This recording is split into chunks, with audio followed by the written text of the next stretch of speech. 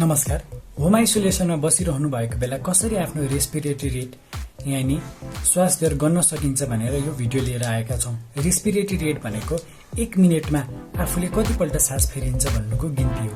एकपल्ट सास लिने र फेर्नेलाई 1 को गिन्ती गरिन्छ।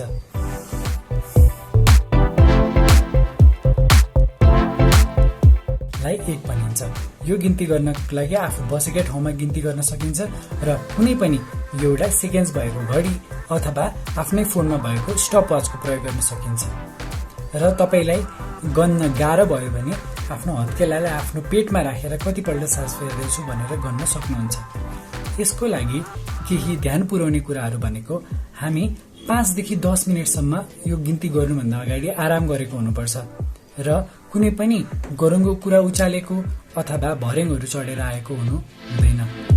यसको सामान्य बेचकको लागि यसको गिन्ती भनेको 12 देखि 20 हुनुपर्छ र यदि 24 भन्दा पनि बढी आयो बारम्बार गर्दाखेरि भने चाहिँ आफ्नो अवस्था चिन्ताजनक छ र तुरुन्त स्वास्थ्य कर्मीसँग परामर्श लिनुपर्छ भन्ने कुरा चाहिँ आफूले बुझ्नु पर्दछ।